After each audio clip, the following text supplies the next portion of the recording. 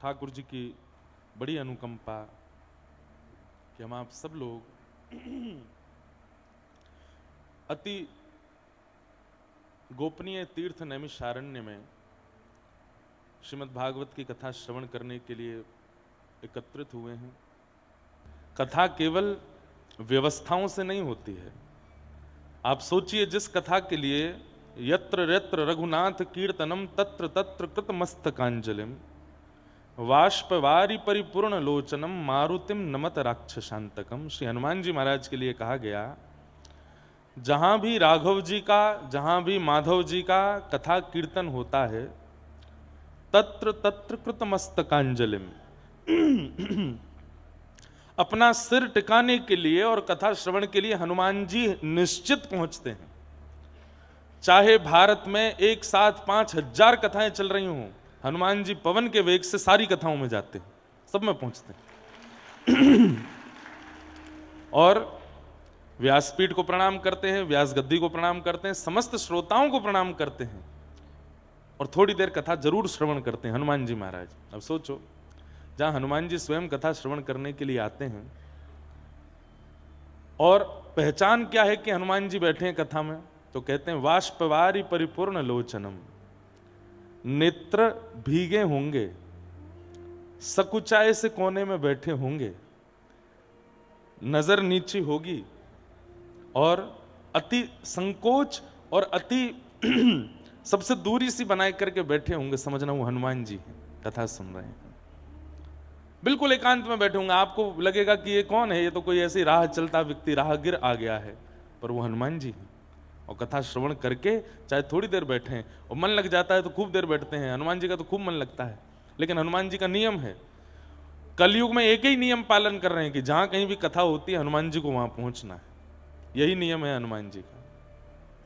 तो ऐसा ये कथा का क्षेत्र है जहां स्वयं हनुमान जी आते हैं, सारे तीर्थ आते हैं, ऋषिजन आते हैं, महर्षि जन आते हैं। हमारे पूज्य नाना जी कहते थे कि कथा में जिनकी कथा सुनाई जा रही है वो भक्त प्रहलाद भी आते हैं, भक्त ध्रुव भी आते हैं, भगवान नृसिंह भी आते हैं, वराह भी आते हैं, कूर्म भी आते हैं, सारे देवता आते हैं। क्यों?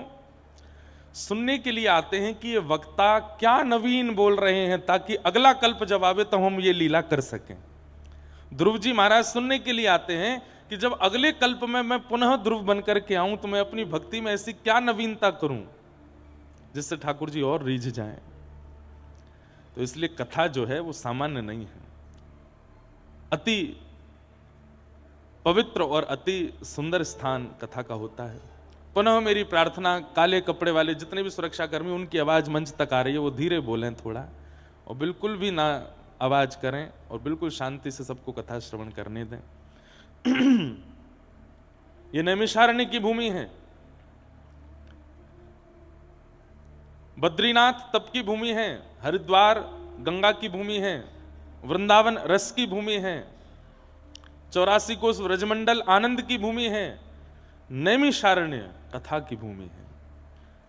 पूरे विश्व में कथा हम करते जरूर हैं, पूरे विश्व में कथाएं होती जरूर हैं, पर मूल रूप से कथा की भूमि ही नैमिषारण्य है।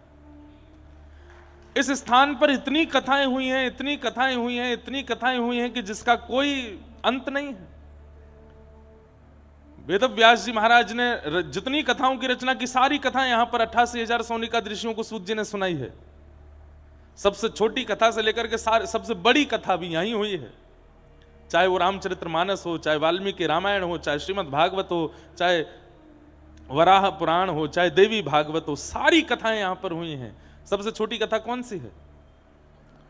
सत्यनारायण भगवान की कथा, वो भी यहीं हुई है। 88,000 सोनिका ऋषि सूत जी महाराज से पूछ रहे हैं और सूत जी उनको सत्यनारायण भगवान की कथा सुना रहे हैं यहीं पर। ये कथा की भूमि है। आज विश्व के सारे तीर्थों में लोग भ्रमण करते हैं, पर हिंदू वैदिक सनातन धर्मावलंबी नैमिषारण्य से कहीं ना कहीं बच रहे हैं। और मुझे ऐसा लगता है वे नहीं बच रहे हैं, कई बार तीर्थ अपनी पुरातनता को बचाने के लिए लोगों को यहां का दर्शन ही नहीं कराने देता है, क्योंकि हम लोग ज्यादा संख्या में जहां पहुंच जाते हैं वहां फिर सबकी दृष्टि पड़ती है तो फिर वहां व्यवस्था होने लगती है, पेड़ पौधे तोड़ काट दिए जाते हैं, होटल्स बनाने शुरू हो जाते हैं, फिर इतनी भीड़ हो जाती है कि फिर वहां का जो मूल रूप है वो खत्म हो जाता है।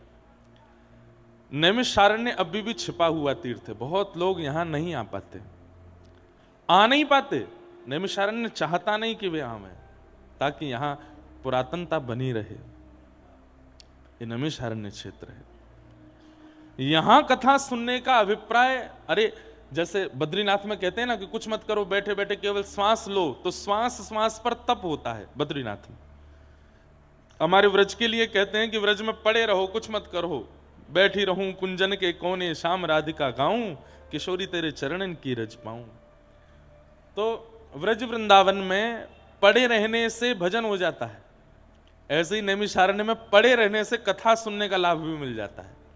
ये नैमिषारण्य है, यहां का रोम रोम, यहां की वायु, यहां का कण कण कथा से निर्मित है। ये कथा की भूमि है नैमिषारण्य। भक्त भगवान के मिलन की भूमि है। मैं अभी जब नंद भैया बोल रहे थे तो उस समय लिख रहा था कि नैमिषारण्य क्षेत्र में क्या क्या है। मैं कहीं कथा सुनाते याद नहीं आया, तो जो जो मन में था सब लिखा। भक्त भगवान के मिलन की भूमि है।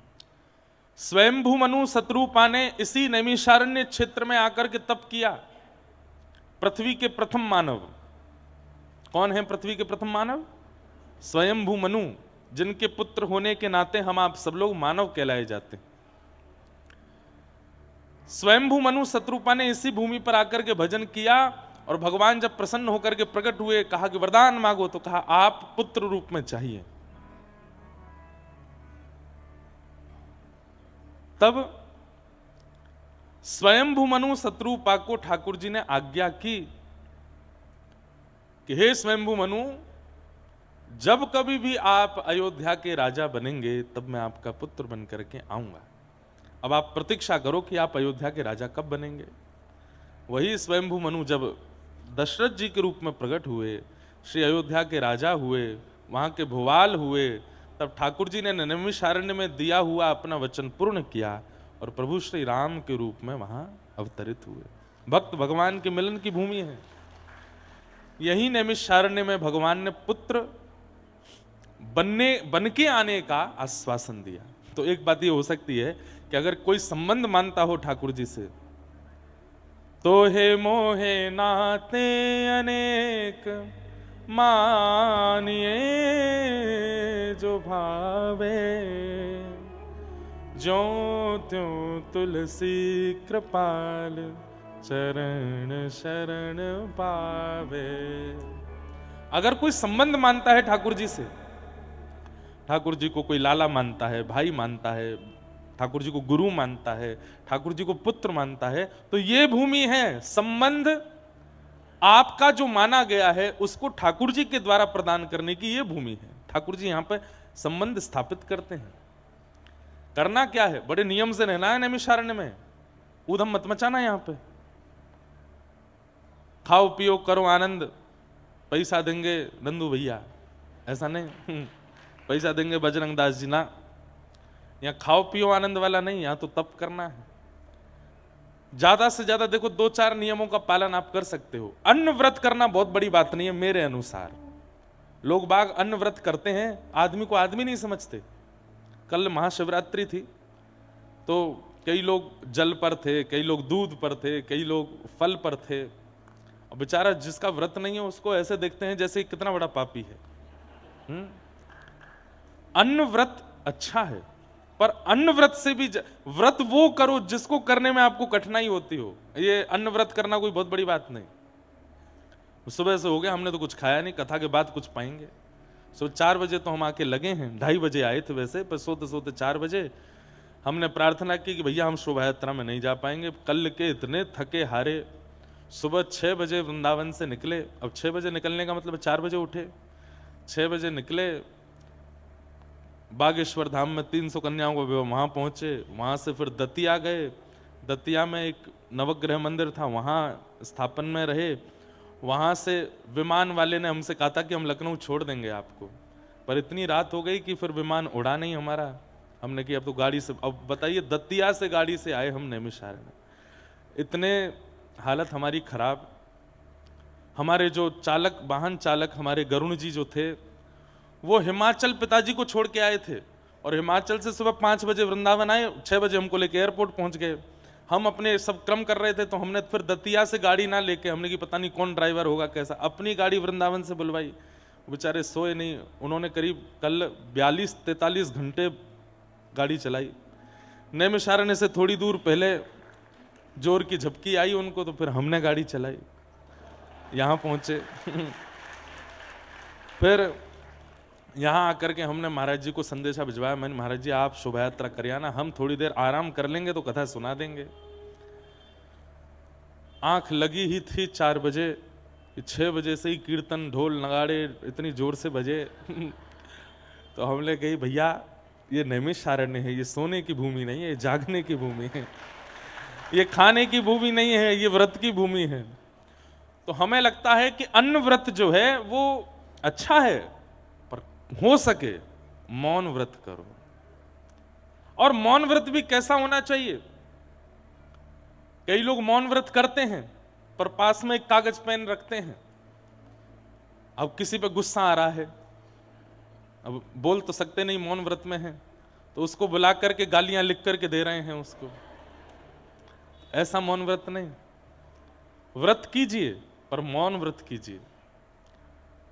व्रत कीजिए, क्रोध व्रत कीजिए। किसी को बहुत क्रोध आता है तो वो आज संकल्प ले ले कि अगले 7 दिन तक मैं क्रोध नहीं करूंगा, चाहे जो हो जाए, चाहे मेरी पत्नी, मेरे बच्चे, मेरे पति जो करें, मैं क्रोध नहीं करूंगा। बता के नहीं करे, नहीं तो वो जानबूझ के ऐसे काम करेंगे कि क्रोध आवे। बता के नहीं करे, बिना बताए कि अब ये चाहे जो कर लें, मैं क्रोध नहीं करूंगा। अगले 7 दिन नैमिषारण्य में क्रोध विहीन होना है। 8वें दिन आप अनुभव करेंगे कि आपका जो पूर्व क्रोध था वो नष्ट हो चुका है। कथा एक परहेज में रह करके सुननी चाहिए। हम लोग बिना परहेज में रहकर, परहेज भोजन का नहीं, व्यवहार का, विचार का, क्रियाओं का, वो परहेज करो। दूसरी बात, चलो क्रोध, काम, लोभ ये सब तो एक बात हो गई। कई दोष हैं हम सबके अंदर और हम उनको भली भांति जानते हैं कि ये दोष मेरे अंदर है। चाहे वो कुछ खाने का हो, चाहे वो कुछ पीने का हो, चाहे वो कुछ बोलने का हो, चाहे वो कुछ करने का हो, सब अपने दोष से भली भांति वाकिफ हैं। अपने दोष का व्रत करो। अगले 7 दिन तक इस दोष को उत्पन्न ही नहीं होने देना है मुझे, चाहे जो हो जाए। 8वें दिन आप अनुभव करेंगे कि कथा, औषधि और आपका परहेज, ये दोनों मिलकर के आपका निर्माण ऐसा करेंगे कि 8वें दिन जब आप वापस घर लौटेंगे तो वो दोष पुनः उत्पन्न नहीं हो पाएगा। होगा भी तो उस मात्रा में या उस रूप में नहीं हो पाएगा। तो कथा सुनने के अपने नियम होते हैं। और नैमिषारण्य जैसा क्षेत्र मिल जाए, कलकत्ता में कथा सुनी एक बात, बंबई में सुनी अलग बात, बड़ोदरा में सुनी अलग बात, यहां सुनने का मतलब क्या है? ये हॉस्पिटल है भैया, यहां पे भर्ती हुए हो तो ठीक होके ही जाओगे। अब कई लोग वीवीआईपी होते हैं, वो घर पे ही ग्लूकोज चढ़वा लेते हैं। तो डॉक्टर से बोलते हैं हमारे घर पे ही ग्लूकोज चढ़ा दो, हमको घर पे ही हमारा ट्रीटमेंट कर दो। तो डॉक्टर घर आ जाता है, पैसे ज़्यादा दे देते हो आप लोग, लेकिन फिर पता चली डॉक्टर के जाते ही चाय भी चल रही है, उसमें दबा दबा करके बढ़िया फाफड़ा जलेबी भी खा रहे हो, कचौड़ी भी उड़ा रहे हो। घर में तो सब खा पी लेते हैं, परहेज नहीं होता। उससे क्या होता है? रोग उचित रूप से ठीक नहीं हो पाता। तो ऐसे ही सब जगह कथा सुनने में कई बार जो हमारे मानसिक रोग हैं उनकी निवृत्ति कहीं ना कहीं संशय हो जाता है उसमें। लेकिन ये तो हॉस्पिटल है, यहां एक बार आए गए हो तो ठीक होके ही डिस्चार्ज हो गए सीधे। लेकिन उसके लिए नियम से रहिए, बहुत ध्यानपूर्वक रहिएगा। आप लोगों का इतना बढ़िया समय है, सुबह उठ करके बाल भोग करके सीधा कथा में आ जाइए। और कल से एक चीज़ और, जो लोग यहाँ पर यजमान हैं या जिन लोगों ने यहाँ पर अपना आकर के रजिस्ट्रेशन रूम वगैरह किया है, आप लोग 9 बजे आकर के यहाँ बैठ जाइए। बैठ करके अपना बढ़िया हनुमान चालीसा का पाठ कीजिए, थोड़ा कीर्तन कीजिए, अपना स्थान ग्रहण कर लीजिए, ताकि जो लोग कथा सुनने वैसे ही आ रहे हैं अपने घरों से, उनको भी जगह मिल सके। अब कहीं वो लोग पहले आके बैठ गए तो फिर आप में घमासान होगा, हमने पैसा दिए हैं, हमने रूम कराया है, हमारी जगह पर कैसे बैठ गए। इसलिए आप पहले आके बैठ जाओ ताकि वो लोग भी आकर के अपना स्थान ग्रहण कर लें। मेरा बहुत हृदय से मन है, मैं आप लोगों को नहीं, वास्तव में हनुमान जी को और यहाँ के वृक्ष वल्लरियों को कथा सुनाने आया हूँ। पहली बार नैमिषारण्य आया हूँ।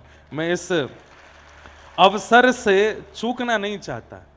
सब जगह की कथा का अपना एक रूप होता है। यहां मैं मूल कथा ज्यादा कहना चाहता हूं, श्रीमद् भागवत के मूल विषयों पर ज्यादा मैं प्रकाश डालना चाहता हूं, क्योंकि ये कथा की भूमि है।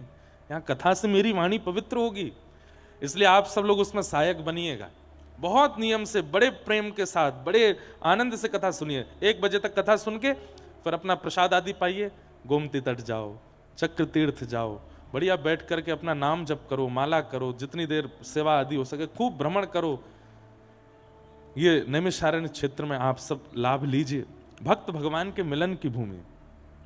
इसी नैमिषारण्य क्षेत्र में प्रभु श्री राम ने अश्वमेध यज्ञ किया, और उस अश्वमेध यज्ञ में लव कुश ने आकर के अपने पिता को प्राप्त किया।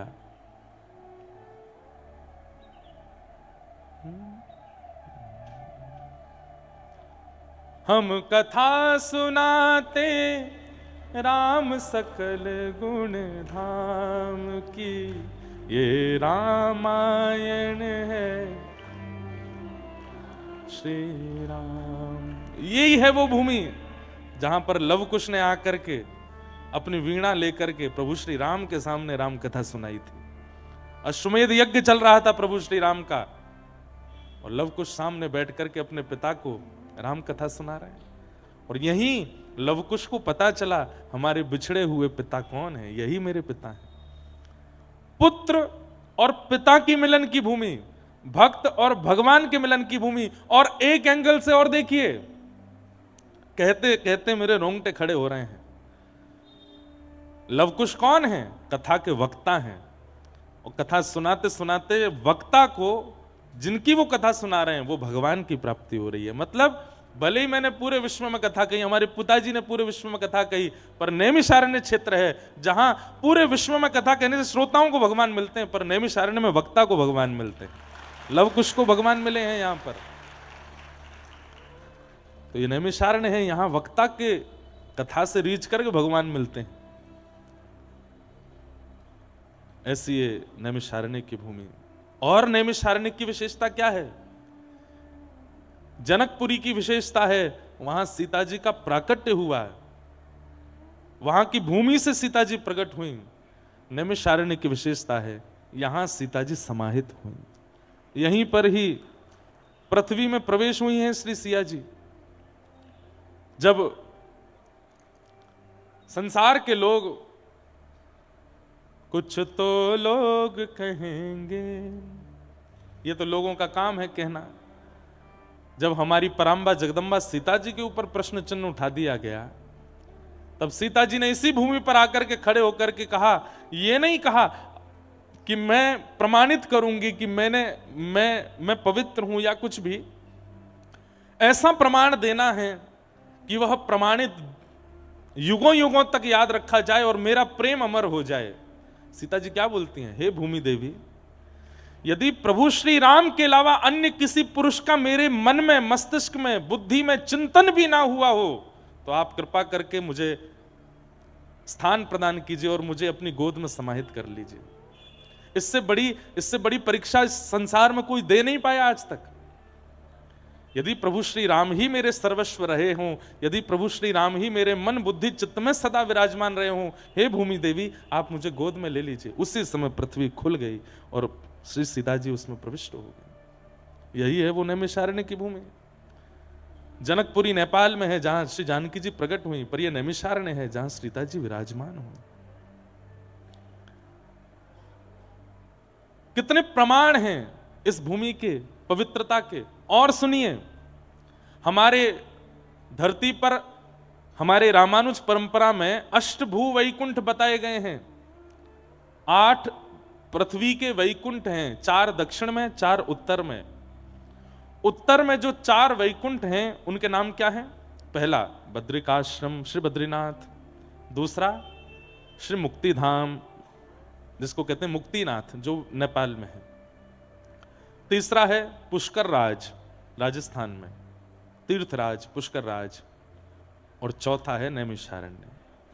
ये नैमिषारण्य भू वैकुंठ है। यहां पर भगवान मूर्ति के रूप में नहीं रहते, यहां पर भगवान मंदिरों में नहीं रहते, यहां पर वृक्षों के रूप में, यहां पर अरण्य के रूप में, यानी कि जंगल के रूप में भगवान विराजमान है। यहां का जंगल ही भगवान है, यहां के वृक्ष ही भगवान है। जिस प्रकार हमारे व्रज वृंदावन में राधा रमण जी, बिहारी जी, राधा वल्लभ जी, सप्तनिधि ठाकुर जी हैं, जिस प्रकार बद्रीनाथ में पर्वत के रूप में नरनारायण भगवान है, जिस प्रकार श्री जगन्नाथ में अन्न के रूप में भगवान है, जिस प्रकार द्वारिका में मंदिर के अंदर राजाधिराज के रूप में भगवान है, इसी प्रकार नैमिषारण्य में जो अरण्य है, जितना भी यहाँ का वन्य प्रदेश है, जितना भी यहाँ का जंगल है, ये भगवान है, ये भगवान का रूप है। यहाँ के वृक्ष, पत्ते पत्ते सब ठाकुर जी हैं। बाकी सब जगह तो ऋषि वृक्ष हैं, बाकी सब जगह तो संत वृक्ष हैं, पर यहाँ के वृक्ष ठाकुर जी हैं, इसलिए ये अरण्य है। बहुत शांति का परिचय दो भैया, पीछे व्यवस्था वाले आने दो, लोगों को बैठने दो। सब लोग इधर देखो, यहां देखो। तो जब निकलिए यहां से, प्रत्येक वृक्ष को प्रणाम करते हुए चलिए, और कोई बढ़िया स्थान देखना जहां सर्प आदि नहीं आ जावे, वहां वृक्ष के नीचे आसन लगा करके वृक्ष की ओर मुख करके बैठ करके नाम जप कीजिएगा। ये नैमिषारण्य, वो वृक्ष ही यहाँ के परमात्मा है, यहाँ का जंगल ही परमात्मा है। ऐसा ये नैमिषारण्य क्षेत्र है, वृक्ष के रूप में ठाकुर जी विराजमान है। ऐसे इस नैमिषारण्य में हम आप सब लोग कथा सुनने के लिए आए हैं। नैमिषे अनमिष क्षेत्रे ऋषयः सौनकादयः, 88,000 सौनकादि ऋषियों ने ब्रह्मा जी से जाकर के पूछा कि इस पूरे धरातल पर ऐसी कौन सी भूमि है जहां पर बैठ करके हम यज्ञ करें मानव के कल्याण के लिए और वो यज्ञ सफल हो जाए। तब ब्रह्मा जी ने कहा, मैं चक्र छोड़ता हूं, इस चक्र की नोक जिस अरण्य में जाकर के, अरण्य कहते हैं जंगल को, जिस अरण्य में जाकर के गिरेगी, मेरे चक्र की निमी जिस अरण्य में जाकर के गिरेगी, वही आपके लिए पवित्र स्थान होगा। चक्र आगे चल रहा है, पीछे पीछे 88,000 सौनकादि ऋषि चल रहे हैं, और वही चक्र पूरे पृथ्वी का चक्र लगाते हुए इसी अरण्य में आकर के गिरा, इसलिए इसको नैमिषारण्य कहते हैं। यहां पर चक्र की निमी गिरी, जो चक्र तीर्थ है। भयंकर से भी भयंकर पाप यदि मानव के हो गए हों और उस पाप का निवारण ना हो रहा हो, चक्र तीर्थ में स्नान करने से वो पाप नष्ट होता है। पर कब? जब संकल्प लिया जाए कि हे चक्र तीर्थ, हम संकल्प देते हैं कि आइंदा कभी ये पाप हमसे नहीं होगा, और पूर्व में जो मैंने पाप किया है उससे मिलने वाला जो भी दंड है वो भोगने के लिए मैं तैयार हूं, आगे मैं नहीं करूंगा, ये वचन देता हूं, पर कृपा करके उस पाप का जो भोग मुझे मृत्यु के बाद भोगना है उसको आप नष्ट करो। इस भाव से अगर आप स्नान करोगे तो आपके पाप का नाश हो जाता है इस तीर्थ में। तो बड़ी महिमा है, महिमा गाते गाते पूरा महात्म्य ही नैमिषारण्य का ही होने लग जाएगा। इतना अद्भुत ये स्थान है, इसे हम बारंबार प्रणाम करते हैं। आगामी 7 दिनों तक बड़े आनंद के साथ, बड़े उत्साह के साथ यहाँ कथा का श्रवण करना है, क्योंकि भागवत की भूमि है। यहीं 88,000 सौनकादि ऋषियों को सूत जी ने कथा सुनाई है, जिस कथा को हम आप सब लोग श्रवण करते हैं। सच्चिदानंद रूपाय विश्वोत्पत्त्यादि हेतवे तापत्रय विनाशाय श्री कृष्णाय वयं नमः। सत्य, चैतन्य और आनंद 3 रूप हैं भगवान के। ठाकुर जी का प्रथम स्वरूप है सत्य, वे सत्य हैं।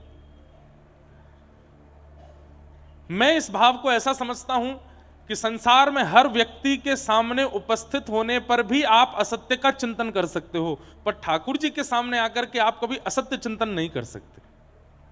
व्यक्ति अपनी मां के सामने झूठ बोल सकता है, पिता के सामने झूठ बोल सकता है, पति पत्नी के सामने झूठ बोल सकता है, बच्चों के सामने, पिता, सबके सामने झूठ आ जाता है, बोल ना भी रहे हो तो मन में आ जाता है।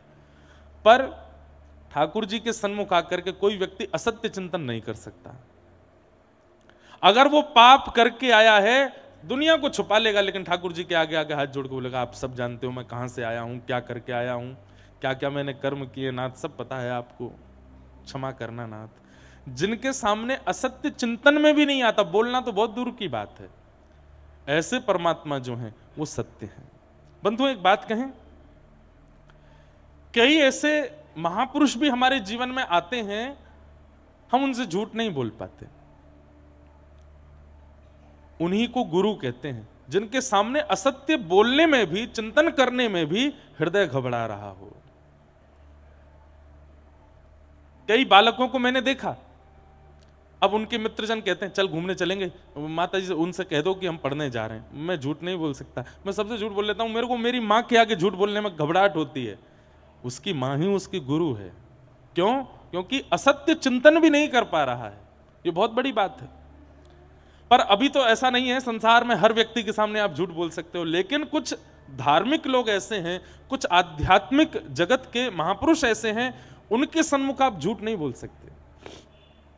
उनके सामने असत्य नहीं निकलता है। उसके दो रूप हो सकते हैं, या तो उस व्यक्ति के चित्त में वास्तव में ठाकुर जी बैठे हैं इसीलिए आप असत्य नहीं बोल पा रहे, या फिर वही व्यक्ति आपका गुरु है, आपका पथ प्रदर्शक है, आपकी आत्मा समझ गई है उस बात को, इसलिए आपको झूठ बोलने से रोक रही है। बोले कि इसके सामने झूठ नहीं बोलना, यही तुम्हारा कल्याण करेगा, यही तुम्हारा उद्धार करेगा।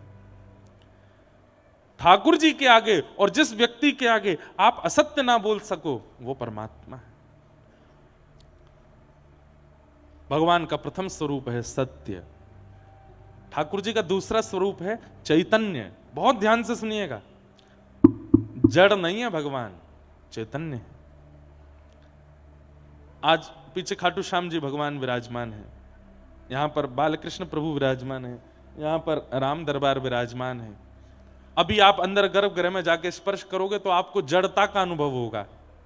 आपको लगेगा ये धनुष जड़ है, हाथ जड़ है, मुख जड़ है, छाती जड़ है, चरण जड़ है, सब जड़ता का अनुभव कराएंगे, पाषाण का अनुभव कराएंगे।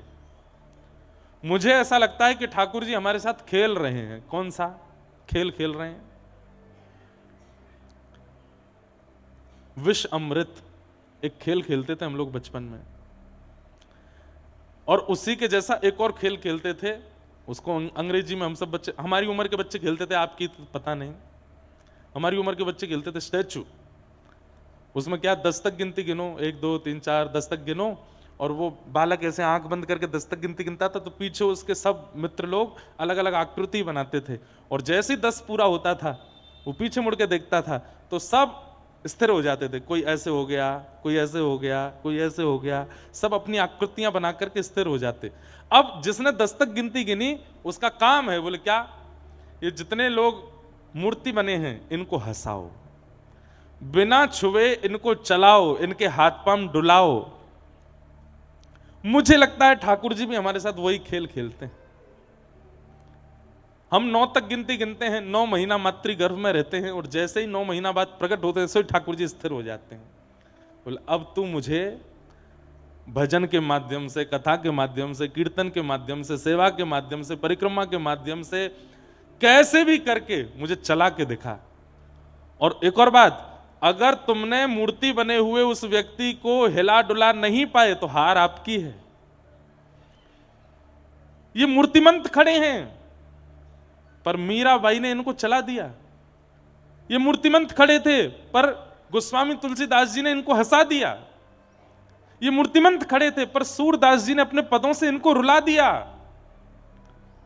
नरसिंह मेहता ने इनको नचा दिया। पर हम आप सब लोग आज तक इतनी उम्र निकल गई हमारी, आज भी ऐसे ही खड़े हैं। इसका मतलब हम हार रहे हैं, हमारी हार हो रही है, ये आज तक सचल नहीं हो पाए।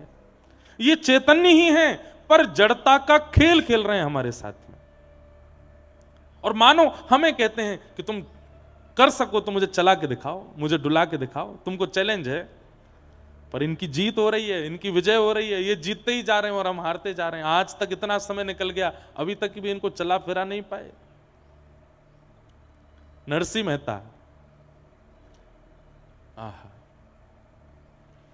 ऐसे कीर्तन में तल्लीन रहते थे। उनके पिताजी का श्राद्ध होना था, नरसिंह मेहता जी के बड़े भाई ने घर से निकाल दिया था नरसिंह मेहता जी को। तो नरसिंह मेहता जी बोले बड़े भैया ने तो निकाल दिया, तो मैं अपने पिता का श्राद्ध स्वयं कर लेता हूं। नरसिंह मेहता अपने कुल पुरोहित के पास गए तो कुल पुरोहित बोले कि भैया हमने तो तुम्हारे बड़े भैया को बोल दिया कि हम सब तो उनके घर जाएंगे प्रसाद पाने। सब लोग ध्यान से सुनना। और एक बात बोलूं, एक पुण्य का काम और है इस जगह पे कथा सुनना। अगर बगल वाला सो जाए तो कोहनी मार के उठा दो, बहुत बड़ा पुण्य मिलेगा आपको। अभी तक कोई सोया नहीं है, अभी तक तो सब बढ़िया ही है, पर यहाँ की हवा ऐसी है, यहाँ पे अभी भी ठंडक है, अभी भी बहुत बढ़िया माहौल है, यहाँ पे शुद्ध वायु चल रही है, आसपास पूरा जंगल प्रदेश है, और सुबह सुबह की कथा है, बाल भोग करके निद्रा आना स्वाभाविक होगा। इसलिए बगल वाला सोवे तो आप पूरी ताकत से कोहनी मार के उसको उठा सकते हो, उसको लग जाएगी तो भी आपको दंड नहीं मिलेगा, आपको पुण्य मिलेगा, आपने उसको सोते हुए को उठाया है। इसलिए कोई सो जाए तो उसको उठा देना। हाँ, तो नरसिंह मेहता, बहुत ध्यान से सुनिएगा, भाई ने घर से निकाल दिया, कुल पुरोहित के पास गए तो कुल पुरोहित जन भी सब बड़े चिढ़ते थे, ब्राह्मण जन भी, ये नागर वंशीय ब्राह्मण थे तो ब्राह्मण भी इनसे बड़े चिढ़ते थे। क्यों? बिना वेद शास्त्र पढ़े, बिना कुछ भजन, बिना कुछ विद्वत्ता की बात किए इतनी भीड़ क्यों लगी रहती नरसिंह मेहता के पास, इसलिए वो भी जलते थे। नरसिंह मेहता ने कुल पुरोहित से जाके कहा, मेरे पिता का श्राद्ध है, आप प्रसाद पाने आओगे? तो कुल पुरोहितों ने भी कह दिया कि हम तो तुम्हारे बड़े भैया के यहां जाएंगे, उन्होंने हमको पहले निमंत्रण दिया है, तुम अपनी व्यवस्था कुछ और करो। तो नरसिंह मेहता बेचारे ढूंढने लगे, मेरे यहां कौन ब्राह्मण आएंगे। किसी अन्य ब्राह्मण के पास गए तो उसने मन में विचार किया कि नरसिंह मेहता को इतनी बड़ी व्यवस्था बता दो कि अपने आप मना कर दे। क्या व्यवस्था बताई? बोले कि देखो नरसिंह, तुम्हारी छवि जो है वो पूरे जूनागढ़ में खराब हो गई है, पिता का श्राद्ध है और छवि बनाने का भी एक बढ़िया समय है। तो बोले क्या करना है? बोले तुम जितने ब्राह्मण हैं सबको निमंत्रण दो। नरसिंह मेहता बोले आप जाके सबको बोल दो, मुझे कोई दिक्कत नहीं, मैं सबको प्रसाद पाऊंगा। नरसिंह मेहता ने सोचा 200-300 ब्राह्मण होंगे, और उस ब्राह्मण ने जाके 4000 परिवारों को निमंत्रण दे दिया। नरसिंह मेहता बेचारे बड़े सामान्य से थे, इतनी ज्यादा व्यवस्था उनके पास थी नहीं। मैं एक बात इसलिए सुना रहा हूं कि उन्होंने जड़ ठाकुर जी को चैतन्य कर दिया नरसिंह मेहता जी ने। कैसे? 4000 ब्राह्मणों को निमंत्रण दे दिया। नरसिंह मेहता ने घर जाकर के पत्नी से कहा 200-300 ब्राह्मण आएंगे, तुम प्रसाद की व्यवस्था करो। हैं 200-300 ब्राह्मण? यहां पे 2 लोगों के प्रसाद की व्यवस्था नहीं, घर में तुम 200-300 ब्राह्मणों को निमंत्रण दिया है। वैकुंठ में बैठे बैठे द्वारिकाधीश रुक्मणी जी से कह रहे हैं, बोले 200 नहीं है, 4000 आने वाले। रुक्मणी जी, मेरा नरसिंह फंस गया। रुक्मणी जी बोली अब क्या होगा? बोले देखो आगे क्या होता है। नरसिंह मेहता जी बोले देवी 200 ब्राह्मणों की प्रसादी बनाओ। बोले कहां से बनेगी, हमारे यहां व्यवस्था नहीं। बोले मैं एक काम करता हूं, एक सेठ जी हैं, वो मेरा कीर्तन कराते हैं, मुझसे बहुत प्रेम मानते हैं, मैं उनके यहां से थोड़ा कर्जा ले आता हूं और उससे हम 200 ब्राह्मणों का भोजन करा देंगे। जाओ। नरसिंह मेहता जी सेठ जी के पास गए, सेठ जी से जाके बोले हमको 200 ब्राह्मणों का प्रसाद कराना है, कुछ कर्जा दे दो आप, हम ब्याज सहित लौटा देंगे आपको। सेठ जी बोले देखिए नरसिंह मेहता जी, हमको ब्याज नहीं चाहिए और आप यदि नहीं भी लौटाओगे तो भी चलेगा, लेकिन बदले में हमको कुछ दे दीजिए। बोले क्या? बैठ के कीर्तन सुना दो। आप कीर्तन इतना अच्छा करते हैं, थोड़ी देर कीर्तन सुना दो, हम दक्षिणा के रूप में इतना धन देंगे कि 200 ब्राह्मणों का भोजन हो जाएगा। नरसिंह मेहता बोले मैं कीर्तन तो सुना दूंगा, पर कीर्तन करते करते करते करते जब मैं भाव में चला जाता हूं तो मैं कितने घंटे हो गए, कितने दिन निकल गए, मैं भूल जाता हूं। और आज शाम को ब्राह्मणों का भोजन होना है, मैं ऐसा नहीं हो कि कहीं मैं तल्लीन हो जाऊं कीर्तन में।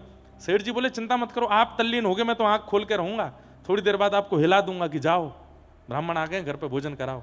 नरसिंह मेहता बोले देख लेना, ध्यान रखना मेरा। बोले हाँ ठीक है।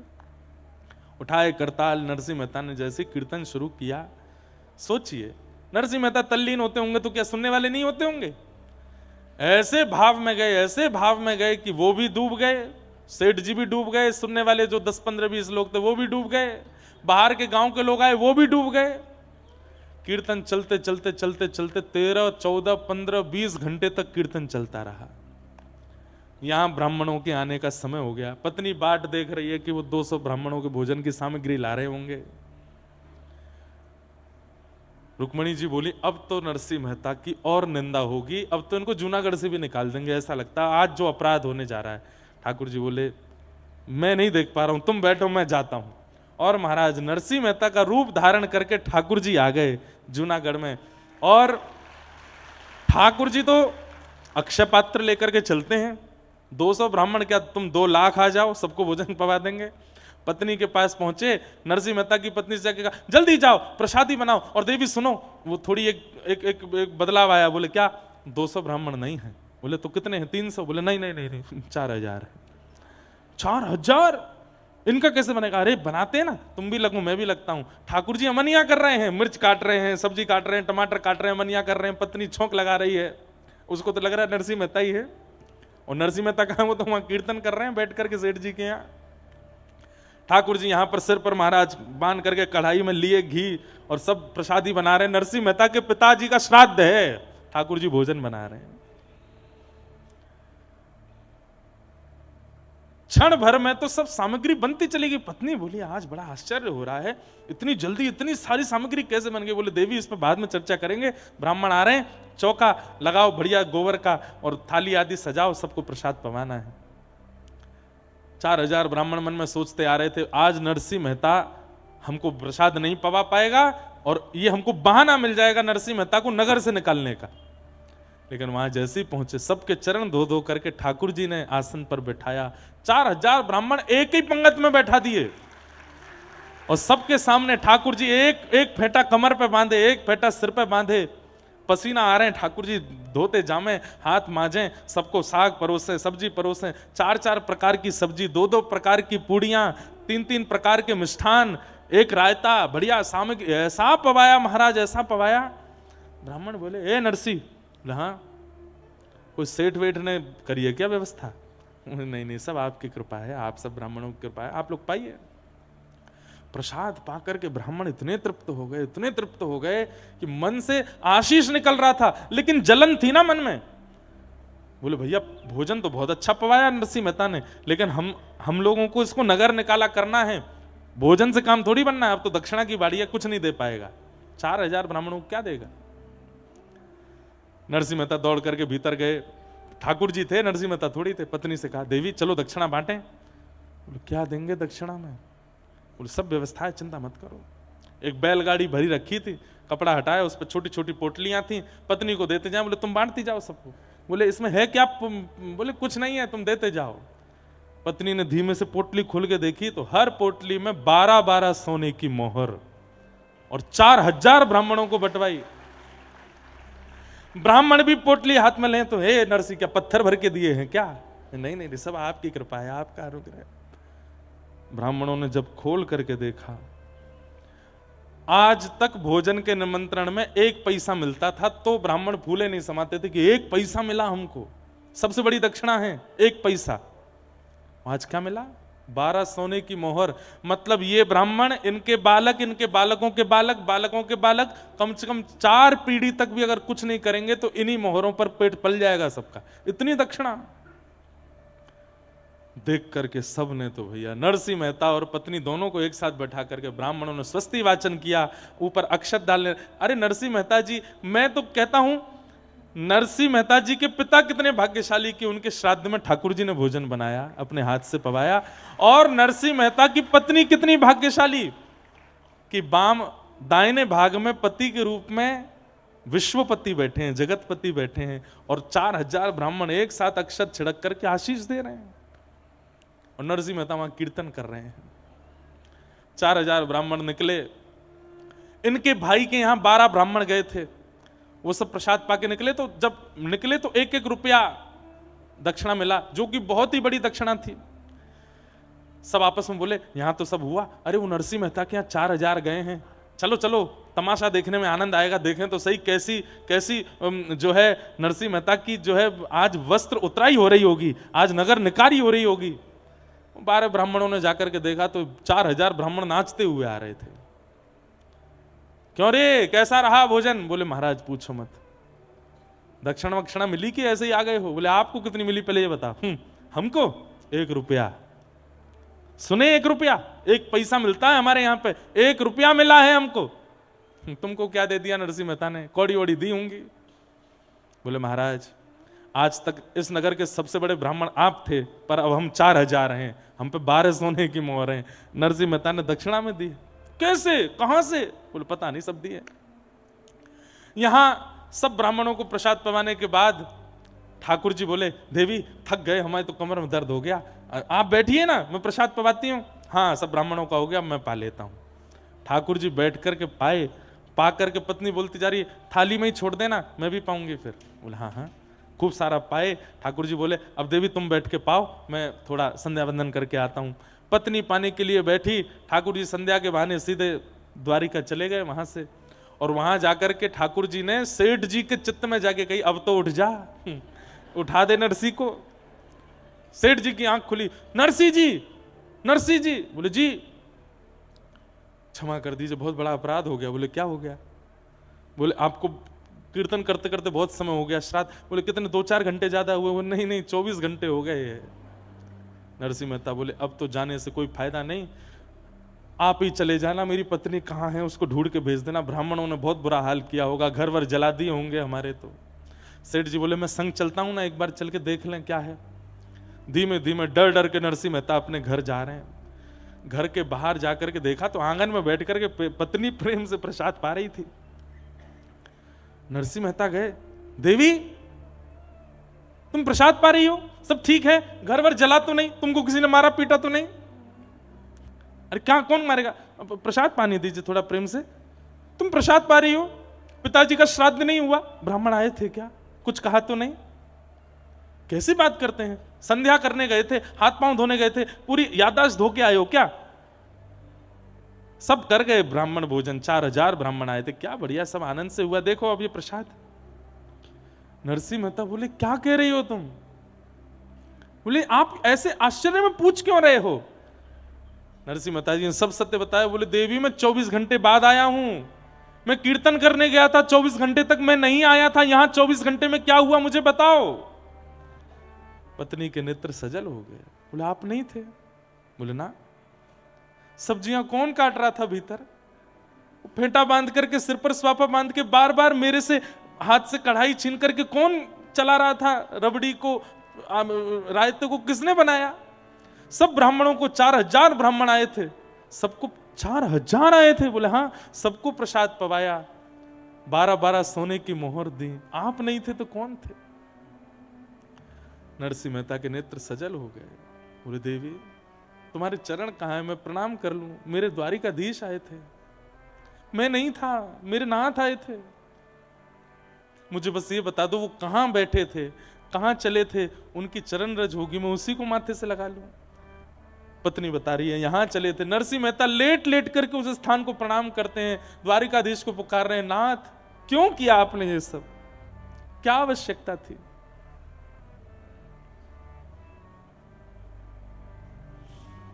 अद्भुत हैं ठाकुर जी।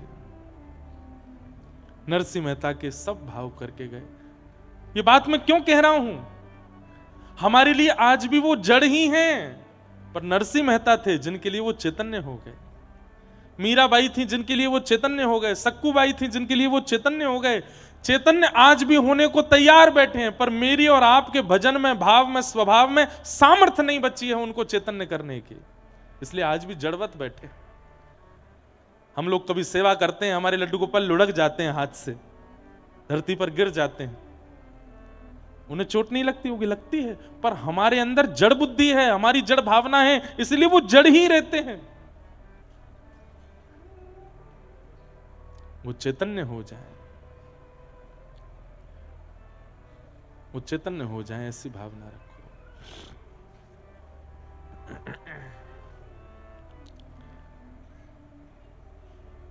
तुम्हें छोड़ सुन नंद दुलारे, कोई न मीत हमारो, तुम्हें छोड़ सुन नंद दुलारे, कोई ना भैया मीत हमारो। वैसे तो हर कथा में ये विनती होनी चाहिए, पर नैमिषारण्य में विशेष विनती करके जाओ। मैं कहूं मैं 29 वर्ष का हो गया, आप कहो आप 50 के, 60 के, 55, 70 के, या 25 के, 30 के, 35 के, जितने के भी हुए हो, नाथ बस अब इतने दिन जड़ता का अनुभव कर लिया, अब इन 7 दिनों में ऐसी हमारे हृदय की स्थिति कर दो कि लौट के जब आपकी सेवा में पुनः आवे, अब आप चैतन्यता का अनुभव कराओ। अब आपको स्पर्श करके ऐसा ना लगे कि आप अष्ट धातु के हो, आप मार्बल के हो, या आप किसी पत्थर के हो, आप चैतन्य हमारी तरह हो, बस इतना अनुभव करा देना नाथ। बस उसी में मेरा मैं कृतकृत्य मानूंगा अपने आप को। तुम्हें छोड़ सुन नंद दुलारे, कोई ना मीत हमारो। तुम्हें छोड़ सुन नंद दुलारे, कोई ना मीत हमारो। किसके द्वारे जाए पुकारूं, और न कोई सहारो। किसके द्वारे जाए पुकारूं, और ना कोई सहारो। एक बार हृदय से लगा लो, ओ मेरे प्रियतम। हाँ, एक बार हृदय से लगा लो, ओ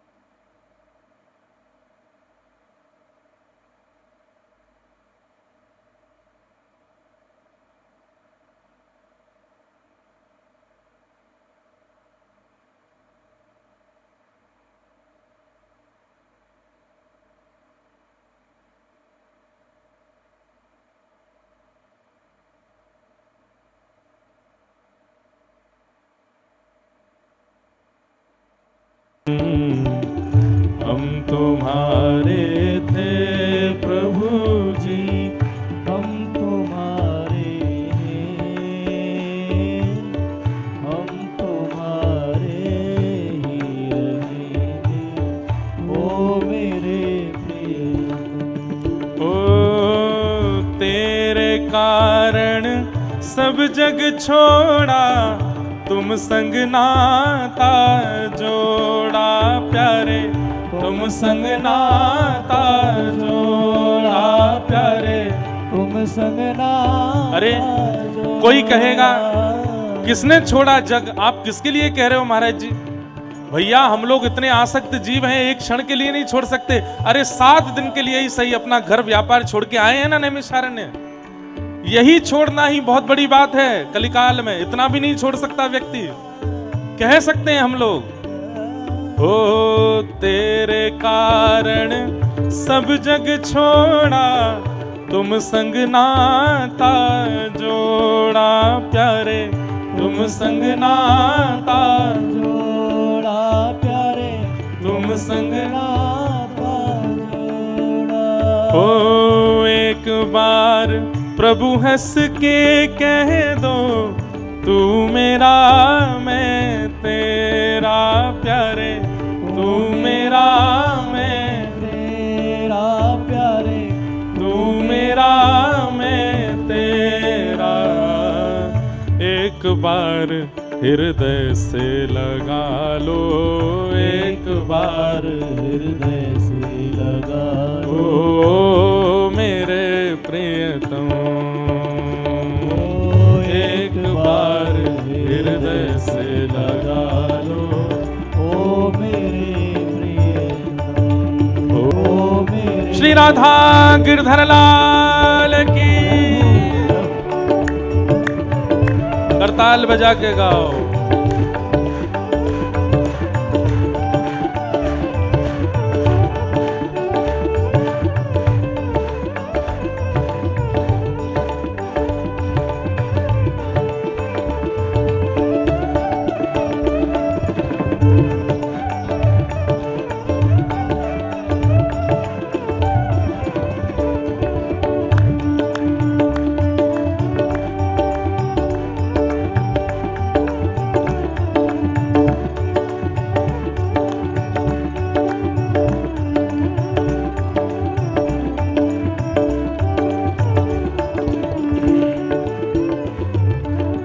दास की विनती सुन लीजो ओ ब्रजराज दुलारे, दास की विनती सुन लीजो ओ ब्रजराज दुलारे, दास की विनती सुन लीजो। पकड़ लो अब तो आगे बाह पकड़ लो ओ मेरे प्रियतम, हाँ अब तो आगे हो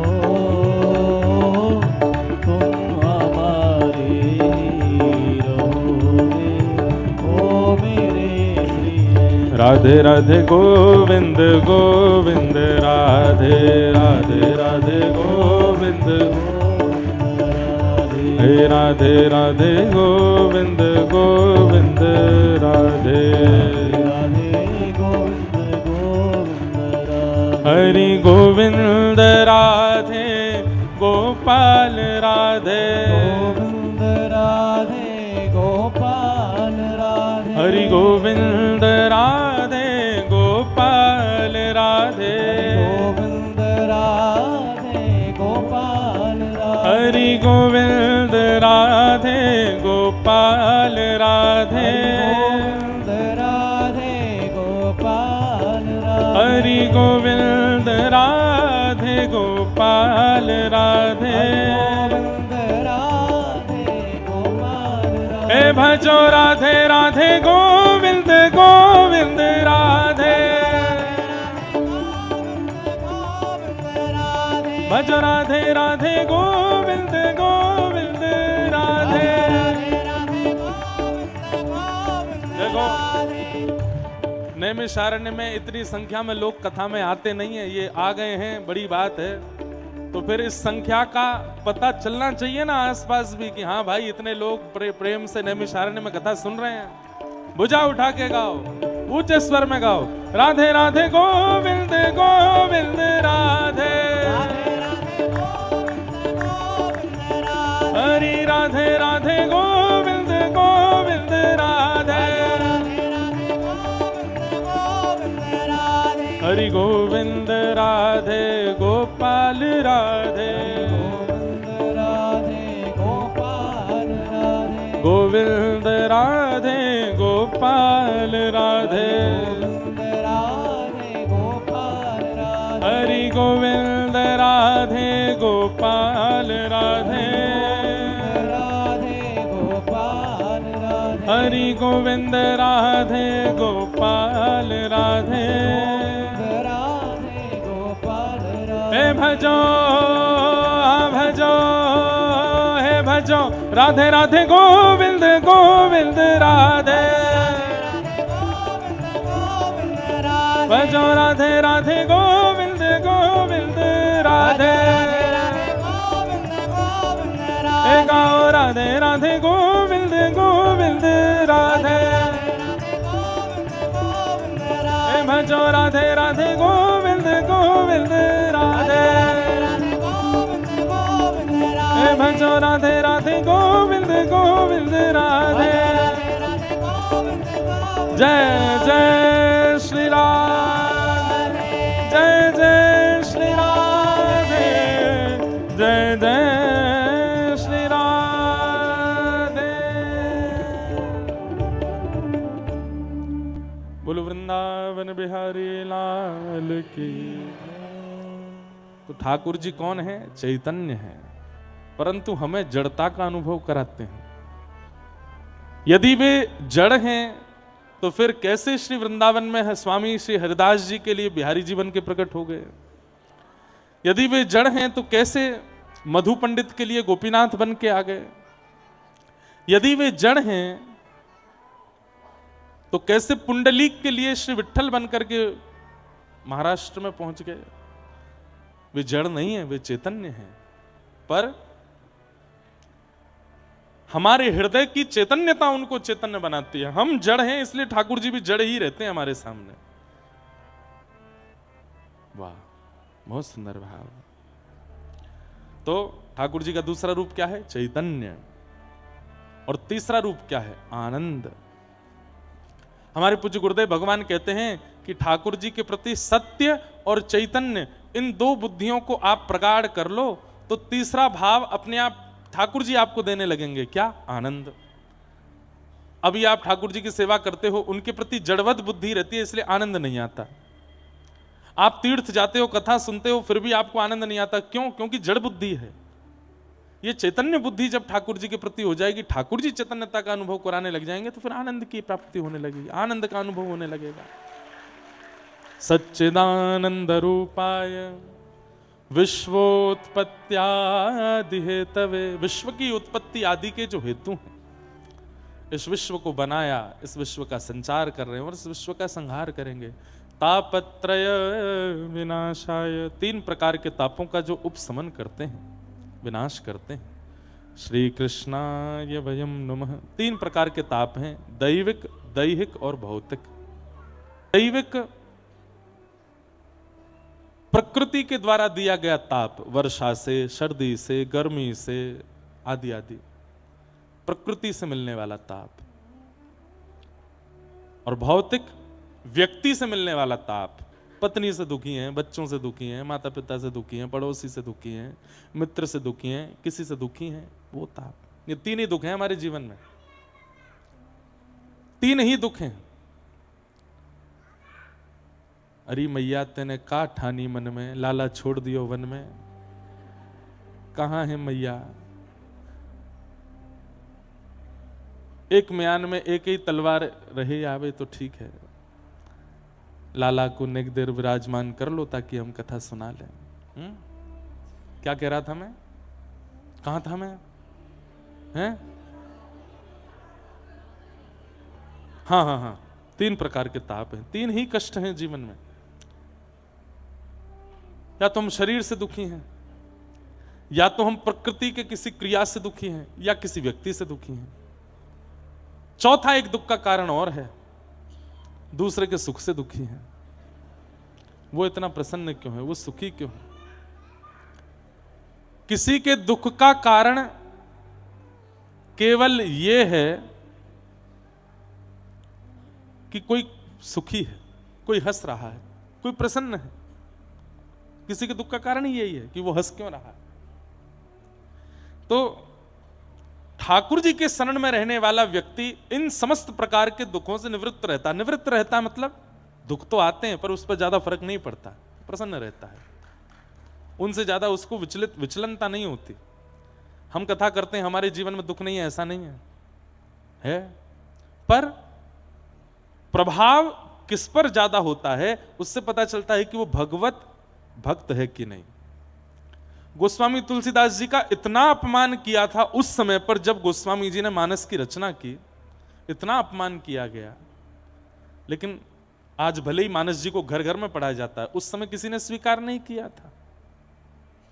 लेकिन गोस्वामी जी ने स्पष्ट कर दिया कि मैंने ये रचना किसी व्यक्ति विशेष को प्रसन्न करने के लिए नहीं की। स्वांतः सुखाय तुलसी रघुनाथ गाथा।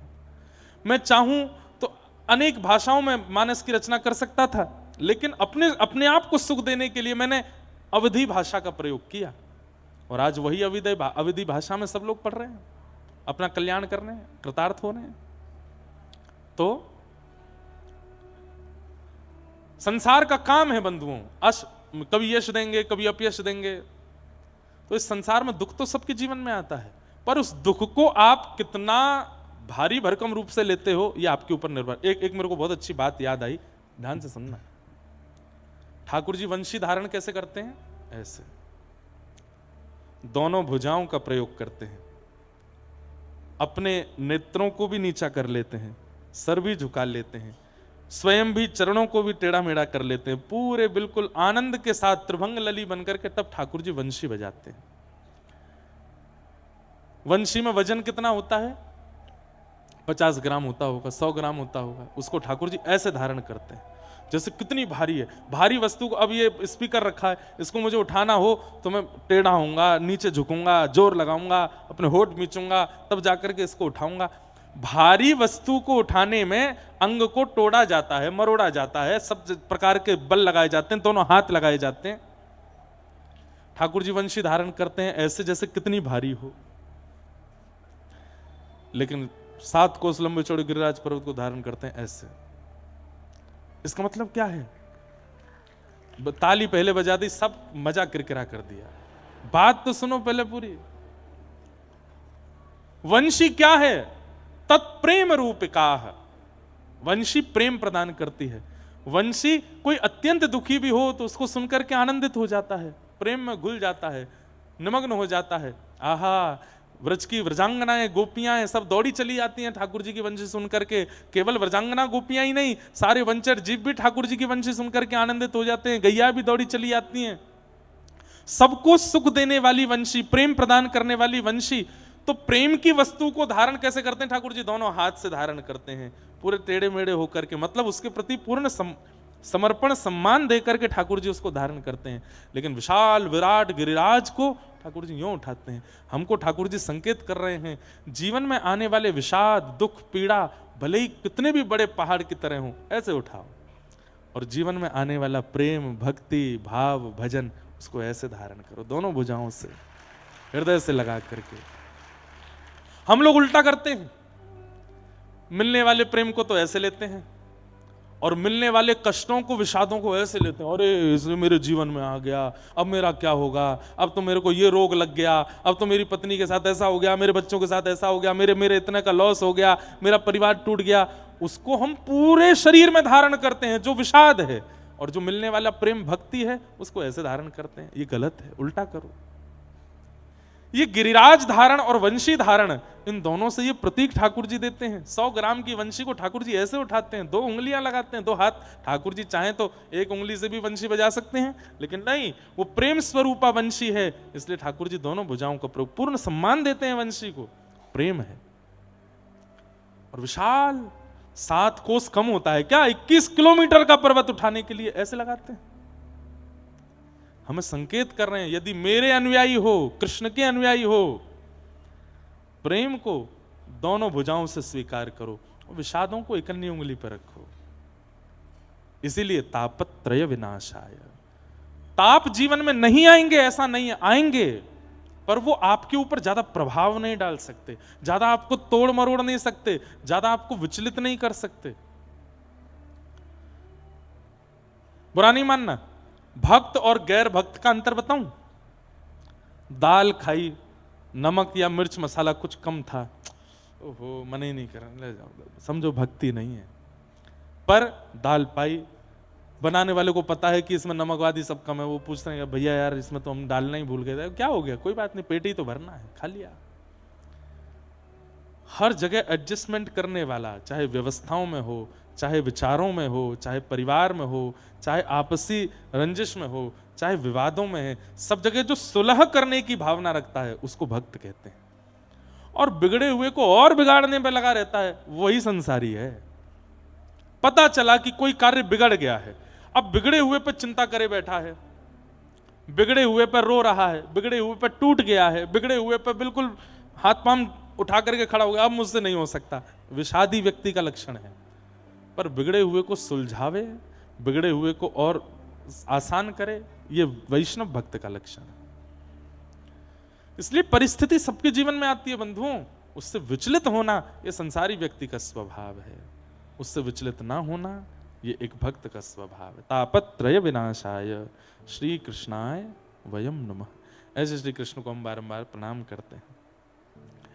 नैमिषे सूतमासीन मभिमाद्य महामतिम कथामृत रसास्वाद कुशलः सौनको ब्रवीत। आज महात्म्य की चर्चा है तो मैं संक्षेप में थोड़ा महात्म्य सुना देता हूं। 88,000 सौनकादि ऋषि यहीं नैमिषारण्य क्षेत्र में बैठे थे। किस लिए? आने वाले कलयुग के मानवों के कल्याण के लिए यज्ञ कर रहे थे। हम आप सबके कल्याण के लिए यज्ञ कर रहे थे, लेकिन कोई प्रमाण नहीं था कि इस यज्ञ से हम लोगों का कल्याण होगा। तभी वहां सूत जी का आगमन हुआ और सूत जी के आते ही उन्होंने प्रश्न किया। प्रश्न करते हुए कहा, इह घोरे कलौ प्रायो जीवाश्चा सुरताम गतः। ये घनघोर कलिकाल आने वाला है जहां पर जीव असुरता को प्राप्त हो जाएगा। अभी तो बंधुओं हम थोड़े थोड़े असुर हैं, हमारी जो आगामी 2-4 पीढ़ी बाद के वो तो जन्म से ही असुर होंगे। इतना खतरनाक उनका स्वरूप होने वाला है कि उसकी हम क्या विवेचना करें। बहुत सही समय पे हम आप सब लोग जन्म लेकर के निपट लेंगे संसार से, क्योंकि हमारे बाद जो आने वाले हैं वो बहुत भयावह कलयुग देखने वाले हैं। श्री सूरदास जी महाराज का एक पद है, रे मन धीरज क्यों ना धरे, रे मन धीरज क्यों ना धरे। गाइए मेरे साथ, रे मन धीरज क्यों ना धरे, रे मन धीरज क्यों ना धरे। बहुत ध्यान से सुनिएगा। लोग कहते हैं भविष्यवाणी, आज से 550 वर्ष पहले इस धरती पर आए थे कौन? सूरदास जी महाराज। और आज से 500 वर्ष पहले उन्होंने भविष्यवाणी कर दी। आप लोग इस पद को सुनेंगे तो ये बात बिल्कुल मान लेंगे कि हाँ ये हो रहा है इस वक्त। अपने मन से कह रहे हैं, रे मन धीरज क्यों ना धरे, रे मन धीरज क्यों ना धरे। संबत 2000 के पाछे, संबत 2000 के पाछे, संबत 2000 के पाछे, संबत 2000 के पाछे। ऐसो योग परे, हाँ ऐसो योग परे। सूरदास जी कह रहे हैं, चाहे वो संबत 2000 हो, चाहे वो वर्ष 2000 हो, 2000 के बाद ऐसा काल आएगा इस पृथ्वी पर। कैसा काल आएगा?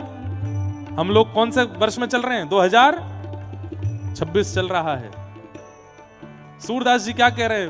पूरब पश्चिम उत्तर दक्षिण, पूरब पश्चिम उत्तर दक्षिण।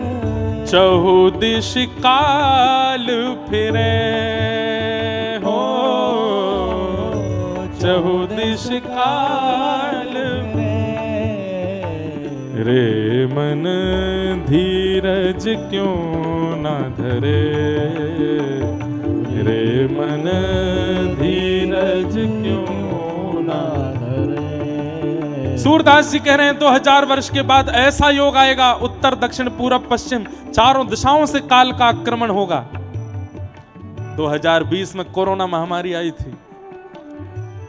केवल कोरोना महामारी में हजारों लोग मारे गए, करोड़ों लोग मर गए दुनिया में नहीं, प्रत्येक दिन कुछ ना कुछ हो रहा है।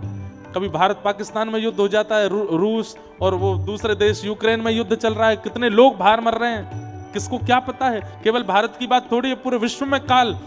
और बोले 2000 के वर्ष के बाद क्या होगा? मतलब 2000 वर्ष से पूर्व ये सब नहीं होता था जो अब हो रहा है। उसमें पहला बात जो बता रहे हैं, अकाल मृत्यु जग माही व्यापे, अकाल मृत्यु जग माही व्यापे, पर जा बहुत मरे,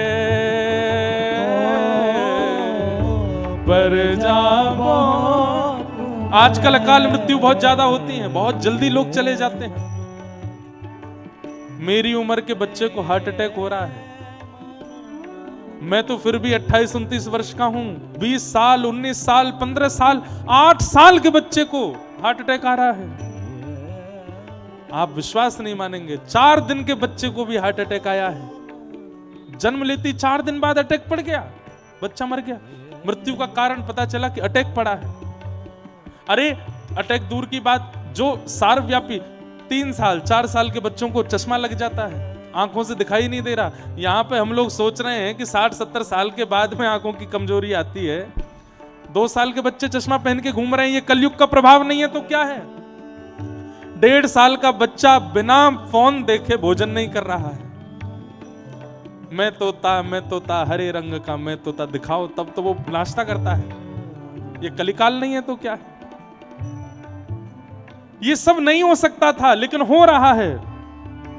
अकाल मृत्यु का मतलब केवल प्राण निकलना नहीं होता। अकाल मृत्यु का मतलब इंद्रियों का असमय में शिथिल हो जाना। कानों से सुनाई नहीं दे रहा, आंखों से दिखाई नहीं दे रहा। 8 वर्ष के बालक इंसुलिन लेता है, डायबिटीज है उसको। कैसा योग आ गया है? अकाल मृत्यु जग माही व्यापे, अकाल मृत्यु जग माही व्यापे, पर जा बहुत मरे, पर जा बहुत मरे। हाँ स्वर्ण फूल बन पृथ्वी फूले, स्वर्ण फूल बन पृथ्वी फूले, धर्म की बेल बढ़े, धर्म की बेल बढ़े। और फिर सूरदास जी क्या कहते हैं? 2000 वर्ष के बाद चारों तरफ से मृत्यु तांडव करेगी, लोगों की अकाल मृत्यु होने लगेगी, छोटी उम्र में ही बच्चों को हार्ट अटैक आदि सब होने लगेंगे। लेकिन उसी काल में भक्ति की तरफ लोगों का रुझान बढ़ने लग जाएगा। पिछले 2-3 वर्षों में जितने युवा कथाओं में आते हैं इतने वृद्ध नहीं आते। तीर्थों में 4-4 दिन पहले पहुंच करके अपनी बुकिंग करानी पड़ती है, नहीं तो होटलों में रूम नहीं मिलते हैं। वृंदावन में तिल रखने की जगह नहीं मिल रही है। गंगा जी में घाट नहीं बचे हैं, जहां तक देखो सिर ही सिर हैं। कुंभ में, अरे कुंभ की बात छोड़िए, माघ मेला में करोड़ों लोग जाकर के स्नान कर रहे हैं। धर्म की बेल बढ़े। अच्छा, ये धर्म की बेल किस लिए बढ़ रही है? ये भी सूरदास जी कह रहे, बोले डर के मारे। लोगों को पता चल गया है भैया कितना कमा लो। करोड़ों कमाए थे पर कोरोना में डॉक्टर से कह दिया भैया तेरे को 20 लाख रुपए देंगे, पत्नी को बचा ले। नहीं बचा पा रहा। तब व्यक्ति को समझ आ गया कि मैं कितना भी धनवान हूं, कितना भी वैभववान हूं, कितना भी संपत्तिवान हूं, मेरी कितनी भी पहचान है, बड़े बड़े डॉक्टर मेरे मित्र हैं, फिर भी मृत्यु विधिना के हाथ में है, विधाता के हाथ में है। वो मार सकता है जब चाहे। इसलिए डर के मारे लोग भक्ति कर रहे हैं, डर के मारे लोग भजन कर रहे हैं, डर के मारे लोग कथाओं में जा रहे हैं, तीर्थों में जा रहे हैं। लेकिन सूरदास जी कहते हैं ये सब भी बहुत दिन तक नहीं चलेगा। डर के कारण एक समय ऐसा आएगा कि 100 वर्ष के लिए ऐसा लगेगा जैसे सतयुग आ गया हो। 60 वर्ष लगी सतयुग व्यापे, 60 वर्ष लगी सतयुग व्यापे, सुख की दया फिरे, सुख की दया। ये 2020 में अभी भक्ति काल फिर से आ गया है, पर ये बहुत समय दिन तक नहीं जाने वाला है। कुछ समय के लिए भक्ति अपना उतार बिल्कुल ऊपर जाएगी, हाइट पर। गोस्वामी सूरदास जी कह रहे हैं ये बीच में भक्ति बढ़ेगी, लेकिन अब बढ़ने के बाद जिस दिन गिरेगी फिर कभी नहीं उठेगी। अभी बढ़ रही है, इसी बढ़ते हुए काल में ही निपट लीजिए इस संसार से। पता नहीं कितने दिन की है, और ऐसा भजन करके जाइए कि फिर दोबारा आना नहीं पड़े। कहीं गिरी हुई भक्ति काल में दोबारा जन्म हुआ तो बहुत बुरा देखना पड़ेगा समय।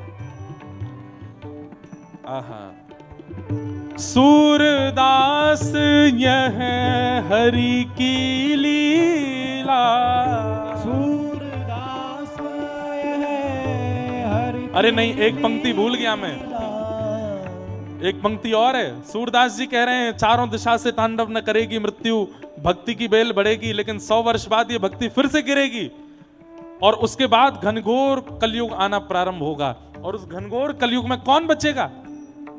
तब सूरदास जी कहते हैं काल जाल सो वही बचेगो, काल जाल सो वही बचे।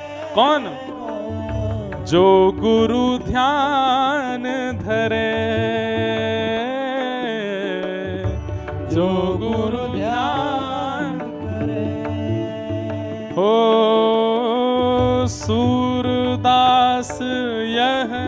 हरि की लीला सूरदास यह हर की लीला तारे नाही टरे तारे रे मन धीरज क्यों न धरे रे मन धीरज क्यों न धरे रे मन धीरज क्यों न धरे रे मन धीरज क्यों न सौनकादि ऋषियों को पता था कि इतना खतरनाक समय हम लोग देखने वाले हैं, इसलिए हम लोगों का कल्याण हो उसके लिए वो लोग यहाँ आए थे यज्ञ करने के लिए। लेकिन यज्ञ करके उनको लगा कि पता नहीं इससे कल्याण होगा कि नहीं। तब सूत जी से उन्होंने पूछा कि भैया इस कलिकाल में लोग असुरता को प्राप्त होते जाएंगे, उनको पुनः मानव बने रहें, अपना कल्याण करें, इसके लिए कोई उपाय है? तब सूत जी महाराज ने इसी भूमि पर बैठ करके कहा, क्या? प्रीति सौनक चित्ते ते यतो विच्मे विचार्य च सर्व सिद्धांत निष्पन्नम संसार भय नाशनम काल व्याल मुखग्रास त्रास निर्णास हेतवे श्रीमद् भागवतम शास्त्रम कलौकीरेण भाषितम। इस कलिकाल रूपी व्याल के मुंह में, व्याल कहते हैं सर्प को, हम आप सब लोग ग्रास बन करके बैठे हैं। हमारी मृत्यु कभी भी हो सकती है, परंतु मृत्यु आवे उससे पहले पहले यदि श्रीमद् भागवत का आश्रय ले लिया जाए तो इस कलिकाल में कल्याण संभव है। ये बात सूत जी ने इसी नैमिषारण्य भूमि पर बैठ के कहा। श्रीमद् भागवत कल्याण कर सकती है, पर इसका मतलब यह नहीं है कि कथा में बैठ करके हुआ है बस हो गया कल्याण ना। तत्श्रुण्वन प्रपठन विचारण परो भक्त्या विमुच्य नर। सुनो, पढ़ो, विचार करो और इंप्लीमेंट करो। भैया मैं तो अभी कथा करके जाऊंगा, 2 रोटी खाऊंगा, फिर मैं कहीं वन में जाना चाहूँ, कहीं ढूंढे नहीं मिलूंगा, एकांत में बैठ करके मुझे तो अभी से ऐसा लग रहा है कोई वन बुला रहा है यहाँ पे, एकांत बुला रहा है यहाँ पे। आप भी ऐसे ही करो बस। हाँ ध्यान रखियो कहीं सियार और क्या कहते हैं तुम्हारे लेपर्ड भी हैं यहाँ पे, आसपास जंगल भी है, कहीं भोजन मत बन जाइयो कोई और को। भजन बनो ठाकुर जी के, भोजन मत बनना किसी और का, इतना ध्यान रखना। नहीं तो जाइए, अश्वमेध घाट है यहाँ पर, सुंदर पावन। मैं अपनी स्मृति बताऊं, एक बार पूज्य पिताजी की कथा हुई थी, नैमिषारण्य की बड़ी खतरनाक स्मृति है मेरी।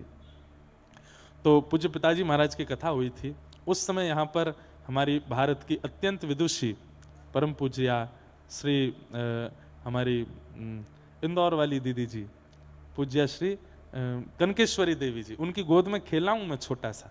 पूज्य पिताजी की इंदौर में कथा हुई थी, तो वहाँ पे तब मैं 4-5 महीने का था, तो मुझे कथा में कृष्ण बनाया नंदोत्सव वाले दिन। उस दिन कनकेश्वरी देवी जी कथा में आई थी, तो फिर उन्होंने गोद में हमको खिलाया था। फिर जब मेरी पहली कथा हुई तो वहाँ वो आई भी थी, तो तब उन्होंने ये स्मृति बताई कि हमने आपको गोद में खिलाया है। तो पिताजी की यहाँ कथा चल रही थी नैमिषारण्य में, उस समय यहीं इसी व्यास मंच पर कनकेश्वरी देवी जी की कथा थी, तो मैं यहाँ दर्शन करने आया था। तब मैं कथा नहीं करता था, पूज्य महाराज जी भी मिले थे, हनुमान जी का दर्शन करके मैं यहाँ पर भी कथा श्रवण करने आया था, यहीं बैठ करके कथा सुन रहा था। तो यहाँ तक तो सब बहुत अच्छा था। फिर हम लोग गए नदी स्नान करने के लिए। ऊधमी तो हम हैं ही, अब थोड़े बहुत सुधर गए हैं। तो नदी में ज़्यादा जल नहीं था, तो हमारे एक मित्र हैं, वो भी आए नहीं हैं यहाँ पे। हमने और उन्होंने, एक हमारे ऊधमी मामा जी भी हैं, तो हम तीनों ने एक दूसरे से बात करी, चलो नदी पार करते हैं। तैरना थोड़ा थोड़ा आता था। अब मामा जी तो हमारे पार कर गए यहीं नैमिषारण्य में। आप भी थे हैं? हाँ ये भी थे। तो मामा जी पार कर गए, ये हमारे संग में ही थे। अब जब तक पृथ्वी छुप रही थी पैरों से, बीच में पहुंच के हम, ज्यादा जल नहीं था, हमको बड़े बढ़िया अभिमान जैसा हो गया कि अब तो हम पार कर जाएंगे। नेक और आगे गए, सोई बुक बुक आ गए। अब तो मैं भीतर जाऊं, कभी वो भीतर जाए, कभी ये भीतर जाए, तीनों एक दूसरे को पकड़े, जो पकड़े वो भीतर जाए। ऐसी बुरी हालत वादना, तो हमने कही हे भगवान आज बचाओ, आज के बाद कभी नहीं ऐसा करेंगे। जैसे तैसे निकल के पल्ली पार पहुंच गए। अब यूं कहें इस पार कैसे आए लौट के। तो फिर जो तैरना जानते थे उनके हाथ बात पकड़ के जैसे तैसे वापस आए। उस दिन हमको साक्षात यमलोक दिखा था नैमिषारण्य में। तो बहुत बढ़िया से दर्शन वर्शन करे भैया।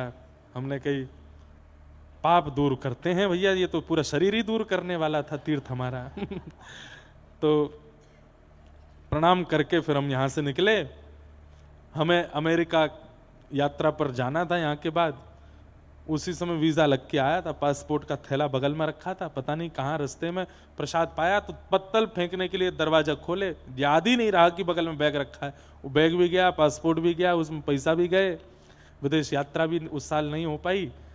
खूब ढूंढे, कुछ नहीं मिला। तो हम बड़े घबराहट में थे नैमिषारण्य को लेके। एक तो प्राण गए, बचे जैसे तैसे, और जीवन का एक नव कथा थी हमारी पहली विदेश में, वो भी नहीं कर पाए। तो नैमिषारण्य के नाम से बड़े घबराहट में थे। लेकिन कल से हम यहाँ आए हैं और सुबह जब से आए हैं तब से अभी तक मैं कहीं दर्शन भी नहीं किया। मैं हनुमान जी को प्रणाम नहीं, सीधे मंच पे आए हैं, नहा धो करके स्नान ध्यान करके संध्या वंदन करके सीधे व्यासपीठ पे ही आए हैं। परंतु इतनी सकारात्मक ऊर्जाओं से भर गया मैं पिछले 5, 6, 7 घंटों में ही कि बस इच्छा हो रही है कि जो अपने पूरे 10 वर्ष में कथाओं का वाचन किया है अपने जीवन काल में, अब उस 10 वर्ष की कथा पूर्णता पर, 10 वर्ष हो रहे हैं हमें इस वर्ष, तो 10 वर्ष की पूर्णता पर अब नैमिषारण्य ने मानो उपहार देने के लिए कि भाई तुम्हारे 10 वर्ष पूर्ण हो गए, तो नैमिषारण्य भागवत की भूमि है, तो उपहार देने के लिए यहाँ कथा में अपनी वाणी पवित्र करने के लिए हमको बुलाया है। 10 वर्ष की पूर्णता पर जो ये कथा यहाँ हो रही है, और इस बार हमारी पृथ्वी के 2 भूवैकुंठों में कथा है। बद्रीनाथ में तो बहुत बार कर चुके। उत्तर भारत के 4 भूवैकुंठ हैं, बद्रीनाथ, मुक्तिनाथ, पुष्कर और नैमिषारण्य। ये हमारे श्री रामानुज परंपरा में 8 भूवैकुंठों में 4 उत्तर भारत के ये भूवैकुंठ हैं। इस वर्ष हमारे 2 नए भूवैकुंठों में कथा है। एक तो हो गई नैमिषारण्य, और एक अति दुर्गम, वहां पहुंचना ही बड़ा मुश्किल है, श्री मुक्तिनाथ धाम में कथा है इस साल। कैसे पहुंचेंगे भगवान जाने। वहां ज्यादा लोग तो नहीं जाएंगे, 50-100 गिनती के हम चुनेंगे जिनको वो जा रहे हैं वहां पर। हम चुन के ले जाएंगे, 10 सालों में जो हमको सबसे बढ़िया श्रोता लगे उनको लेके जाएंगे। हाँ, आप हाथ हिलाओ, जरूर लेके जाऊंगा आपको। लेकिन वहां क्योंकि ना तो ऑक्सीजन है, और हम ज्यादातर युवाओं को लेके जा रहे हैं जो भाई सही सलामत लौटे। हमें पता चली किसी के दादी दादा ले गए, महाराज जी कथा सुनाने लेके गए थे कि पिंडदान कर आए वहीं पे ही। तो वहां ना तो ऑक्सीजन की व्यवस्था बहुत ज्यादा है, पहुंचना भी बहुत मुश्किल है। यहाँ से पहले काठमांडू, काठमांडू से पोखरा, पोखरा से फिर बाय हेलीकॉप्टर या फ्लाइट से जोमसोम, जोमसोम से फिर बाय रोड जाते हैं। पर हमें पता है हमारे संग रहने वाले कई संगीतकार और ये अभी से ही ना बोलेंगे, लेकिन इनको जबरदस्ती लेके जाऊंगा मैं। हम तो डूबेंगे सनम, तुमको भी ले डूबेंगे, अकेले थोड़ी जाएंगे। वहां जाएंगे, श्री मुक्तिनाथ भगवान साक्षात वैकुंठ वहां से 2-4 किलोमीटर ही दूर है बस। ये सोचो, वहां से 2-4 किलोमीटर की दूरी पर ही वैकुंठ है। बद्रीनाथ से भी ऊंचाई है वहां की। और सबसे बड़ी बात, साक्षात श्री शालिग्राम भगवान का प्रादुर्भाव स्थान, वहीं शालिग्राम जी प्रकट होते हैं। गंडकी नदी है पास में, थोड़ी ऊपर जाते हैं तो वहाँ दामोदर कुंड है जहाँ शालिग्राम जी प्रकट होते हैं। तो वहाँ कथाएं जी आज तक मुश्किल से 5 या 4-5 ही कथाएं हुई हैं, ज़्यादा कथाएं वहाँ पर हुई नहीं हैं। हुई हो तो हमको पता नहीं, पर वहाँ बहुत कथाएं नहीं हुई हैं अब व्यवस्थाओं के कारण। पर इस वर्ष हमारी वहाँ कथा है। अब जाएंगे राम राम जपते हुए। तो नैमिषारण्य एक भूवैकुंठ हो गया, बद्रीनाथ एक भूवैकुंठ हो गया, इस बार मुक्तिनाथ भी भूवैकुंठ में कथा होगी। तो नैमिषारण्य में ये कथा का क्रम जो हो रहा है, मुझे इतना आनंद आ रहा है, बस मन हो रहा है मैं जल्दी कथा पूरी करे, विश्राम करके फिर हमें कोई साइकिल या स्कूटी मिल जाए, एकांत में कहीं भागें हम। आनंद से यहाँ हम सुख लेने आए। 1 बजे तक आपके, 1 बजे के बाद किसी को नहीं मिलेंगे, ढूंढे से नहीं पाएंगे कहाँ गए। तो वो सुख भी तो लेना है इस भूमि का, इस क्षेत्र का, इस धाम का। तो आप सब भी वो लीजिएगा। तो यहाँ का एक स्मरण, मेरा संस्मरण बड़ा खतरनाक है पूर्व का, पर इस बार वो संस्मरण बिना भ्रमण के ही इतना आनंद में हो गया है कि परम आनंद और उत्साह लग रहा है। तो नैमिषारण्य क्षेत्र में बैठ करके सूत जी कहते हैं कि केवल श्रीमद् भागवत की कथा है जो इस कलिकाल में कल्याण कर सकती है, अगर उतार ली जाए तो। सुनिए और उतारिए। हर दिन एक बात आपको पालन करनी है। और ये नहीं कि कथा सुनने के बाद महाराज जी ने ये जो बात कही मैं पालन नहीं, यहीं बैठ कर के पालन कीजिए। यहीं बैठ के आज से ये छोड़ दिया, आज से ये कर लिया, आज से यहीं बैठ कर के करिए। आप अन्य कहीं जगह कथा सुनेंगे, वहां पालन करने का मन बनाओगे, हो सकता है कि आप पालन ना कर पाओ, पर यहां करने का मन बनाओगे तो यहाँ की वायुमंडल में सामर्थ्य है। आप जो संकल्प लोगे उस संकल्प को पूर्ण यहाँ की वायु करा देगी, यहाँ का पानी करा देगा, यहाँ का वातावरण करा देगा। इसलिए करिए। नित्य हर दिन की कथा में एक संकल्प लीजिए। यह बात महाराज जी ने कही, भागवत की इस बात को हम आज धारण करते हैं। 7 दिन में 7 बातें भी अगर आप धारण करके गए तो इस भूमि पर बैठ करके सूत जी कह गए हैं कि श्रीमद् भागवत कल्याण कर सकती है कलिकाल में, और किसी में सामर्थ्य नहीं है। नारद जी, अब मैं जल्दी जल्दी महात्मा के विषय कह दूं। नारद जी महाराज बद्रिकाश्रम गए, वहां पर उन्होंने जाकर के सनक सनंदन सनातन सनत कुमारों से पृथ्वी के इस भयाभय रूप को जाकर के बताया। वृंदावन में भक्ति महारानी युवा है, ज्ञान वैराग्य वृद्ध हैं, उनकी दुविधा बताई। तब सनकादि ऋषियों ने भागवत की कथा सुनने की आज्ञा दी। तब सुख तीर्थ सुखताल ही हम मानते हैं, वहीं हरिद्वार को भी मानते हैं, ऋषिकेश को भी मानते हैं, आनंद वन, वहां पर सनक सनंदन सनातन सनत कुमारों ने कथा सुनाई और भक्ति ज्ञान वैराग्य के साथ नारद जी ने आकर के श्रवण की। भक्ति सुतौ तौ तरणौ गृहीत्वा प्रेमैक रूपा सहसा विरासीत श्री कृष्ण गोविंद हरे मुरारे नाथेति नामानि मुहुर्वदन्ति। ज्ञान और वैराग्य दोनों युवा हो गए, कथा सुनकर के भक्ति महारानी प्रसन्न हुई। इस प्रकार महात्मा का प्रथम सर्ग सुनाया। मतलब कथा सुनने से क्या होता है, यहां से जाने के बाद ज्ञान और वैराग्य दोनों पुष्ट होने चाहिए, भक्ति पुष्ट होनी चाहिए। आज जितना है 7वें दिन अब से अधिक होना चाहिए, तो आपका कथा सुनना सार्थक है। तत्पश्चात एक दुष्ट पुत्र अपने माता पिता के जीवन को नष्ट कर रहा था, जिसका नाम था धुंधुकारी।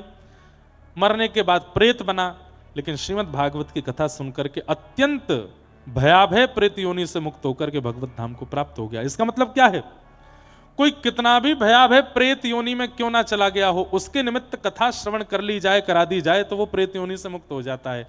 एक बात ये तो सब जानते ही हैं, पर मेरे मन में जो बात आती है, श्रीमद् भागवत प्रेतों को मुक्त कर सकती है, तो हम तो जीवित हैं, हम जीवितों को मुक्त नहीं करेगी। हम तो जीवित अवस्था के, मुक्ति का मतलब मृत्यु नहीं होता बंधुओं, मुक्ति का मतलब जीवित अवस्था में कोई बंधन ना रहे, उसको मुक्ति कहते हैं।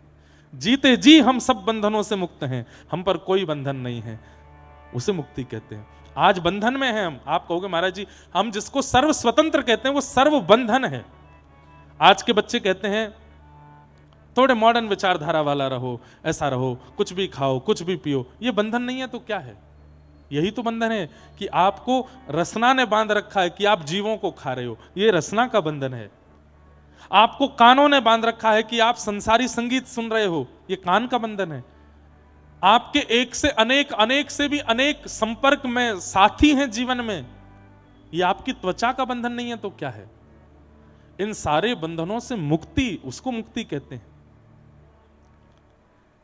मेरी जीव अब मुक्त है, उसे पाने के लिए, रसायन के लिए किसी जीव को मारने की आवश्यकता नहीं है।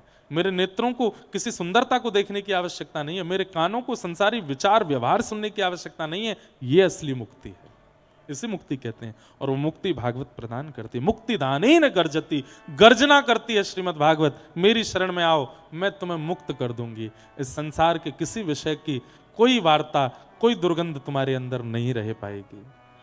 इसलिए कथा, हम तो भैया हर दिन कथा कहते हैं, धीरे धीरे हम हो रहे हैं मुक्त। एक कथा में आप कैसे हो जाओगे? लेकिन हो सकते हो यदि ध्यान से श्रवण कर लो तो। इस प्रकार श्रीमद् भागवत की कथा सुना करके अत्यंत प्रेत योनि से उसको मुक्त करके भगवत धाम पहुंचा दिया। ऐसी भागवत की सुंदर कथा को हम बारंबार प्रणाम करते हैं। असारे संसारे विषय संज्ञा कुलधिय क्षणार्धम क्षेमार्थम पिबत सुख गाथा तुलसुधाम किमर्थम व्यर्थम भो ब्रजत कुपथे कुत्सित कथे परीक्षित साक्षीयत श्रवणगत मुक्त्युक्ति कथने।